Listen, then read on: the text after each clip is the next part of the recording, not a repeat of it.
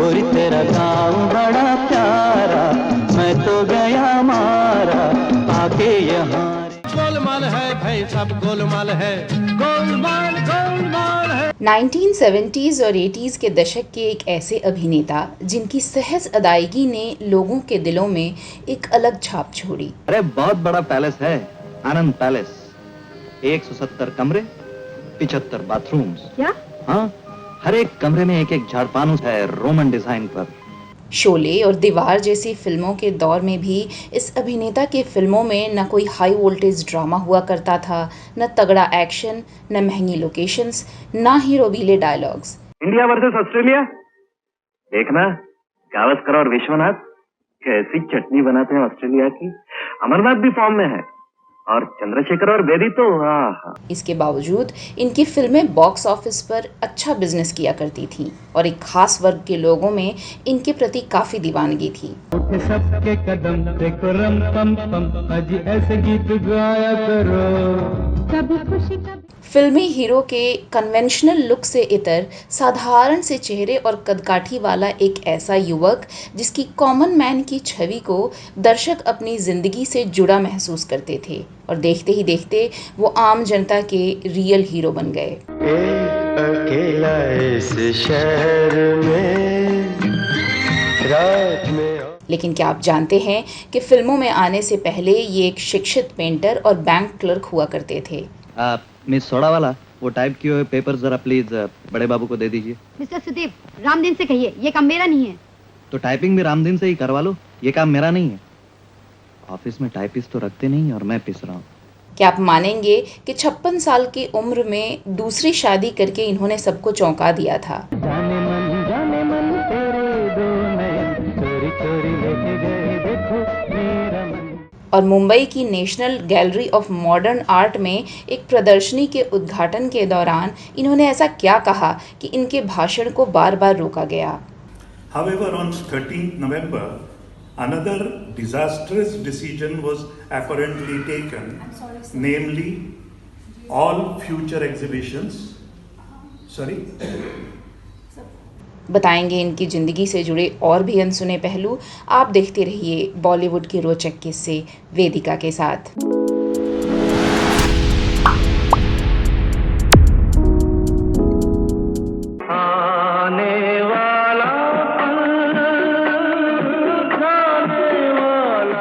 दोस्तों, आज हम बात कर रहे हैं बीते दौर के एक संजीदा एक्टर अमोल पालेकर की।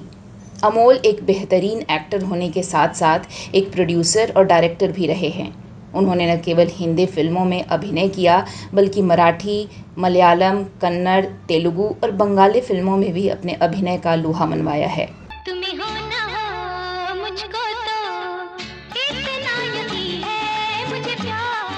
अपनी सादगी से सभी दिलों पर राज करने वाले पालेकर का जन्म 24 नवंबर 1944 को मुंबई के एक मिडिल क्लास मराठी परिवार में हुआ था। अमोल के पिता का नाम कमलाकर पालेकर था, जो पेशे से पोस्ट ऑफिस में काम करते थे, और उनकी मां का नाम सुहासिनी पालेकर था, जो एक प्राइवेट कंपनी में काम करती थी। अमोल की 3 बहनें भी हैं। अमोल ने अपनी शुरुआती पढ़ाई मुंबई के स्कूल से पूरी की थी। इसके बाद उन्होंने सर जमशेदजी जीजी भॉय स्कूल ऑफ आर्ट्स मुंबई से फाइन आर्ट के विषय में डिप्लोमा प्राप्त किया था। अमोल ने अपनी ग्रेजुएशन की पढ़ाई पूरी करने के बाद कुछ समय तक टाइपराइटर का काम किया था। इसके बाद उन्हें बैंक ऑफ इंडिया में क्लर्क की नौकरी मिली, जिसके साथ साथ उन्होंने अपनी चित्रकारी के हुनर को भी जारी रखा। साल 1967 में अमोल ने ताज आर्ट गैलरी में पहली बार अपनी पेंटिंग्स का एग्जीबिशन भी लगाया। मेरे नानू है ना, क्या कमाल के आर्टिस्ट है। उन्होंने बहुत सारे ओरिजिनल्स बनाए, वो महान है। अमोल का एक्टिंग की दुनिया में आने का किस्सा भी बेहद रोचक है। अमोल की बहन की एक दोस्त चित्रा से इनकी मुलाकात 1965 के आसपास हुई और दोनों में दोस्ती हो गई। ये दोस्ती धीरे धीरे प्यार में बदल गई। आज से पहले, आज से ज्यादा खुशी आज।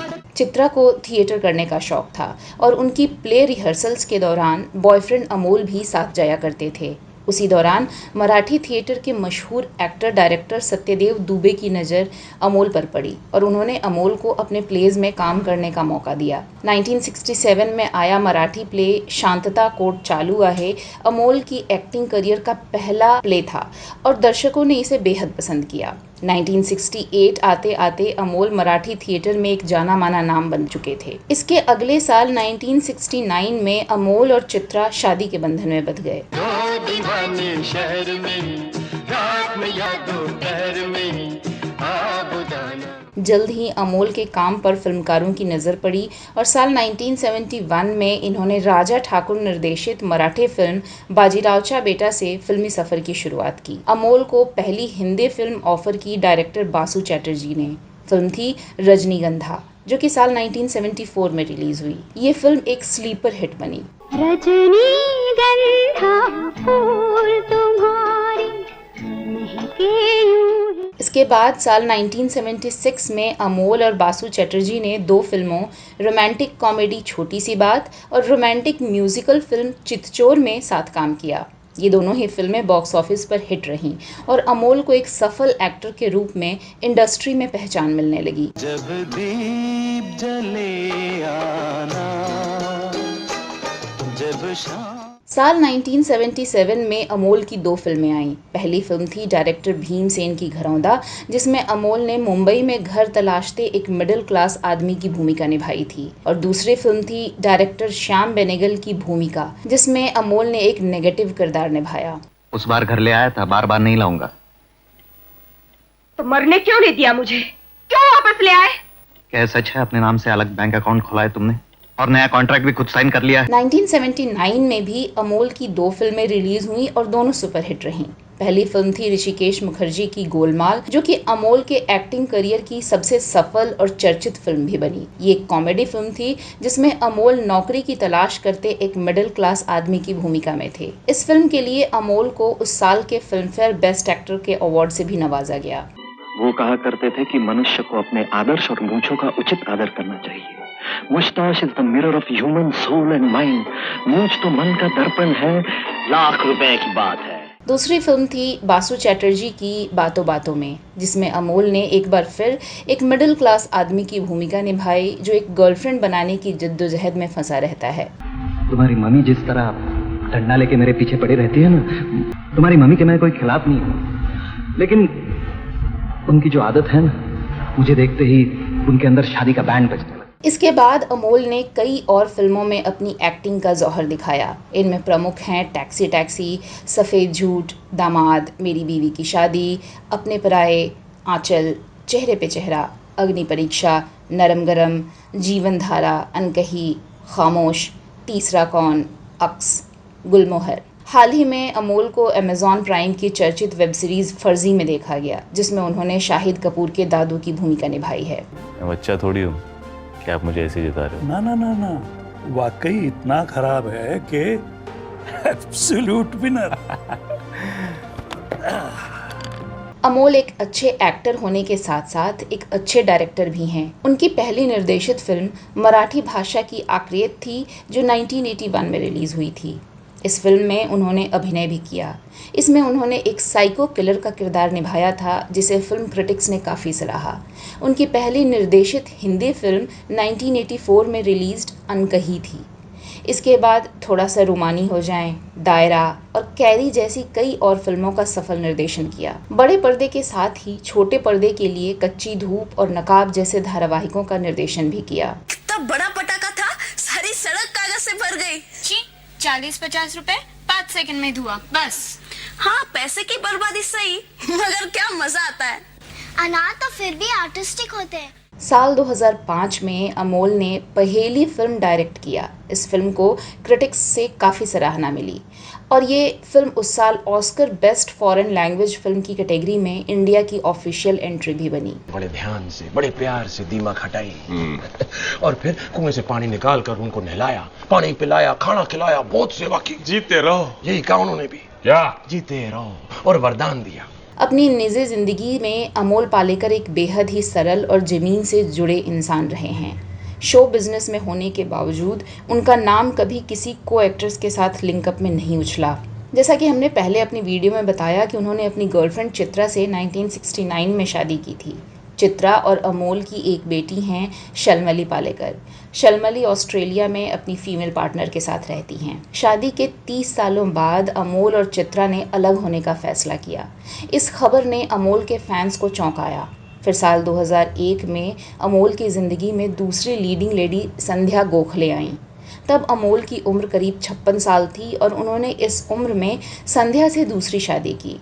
इन दोनों की भी एक बेटी हैं समीहा गोखले, जो एक एस्पायरिंग लॉयर हैं। आइए अब आपको बताते हैं कुछ सालों पहले अमोल पालेकर से जुड़े एक विवादास्पद घटना के बारे में। फरवरी 2019 में मुंबई की national gallery of modern art में कलाकार प्रभाकर बर्वे की याद में आयोजित प्रदर्शनी इनसाइड द एम्प्टी बॉक्स के उद्घाटन के दौरान पालेकर अपना भाषण दे रहे थे, जिसमें वो गैलरी के बेंगलुरु और मुंबई केंद्र में कलाकारों की सलाहकार समितियों को भंग करने के मुद्दे पर भारत के संस्कृति मंत्रालय की आलोचना कर रहे थे। मंच पर मौजूद एनजीएमए के सदस्यों ने टोका-टाकी की और उन्हें कार्यक्रम से जुड़े मुद्दे पर ही बात रखने को कहा। फिर भी पालेकर ने भाषण जारी रखा। हालांकि लगातार टोका-टाकी के चलते वो भाषण बीच में ही रोककर बैठ गए।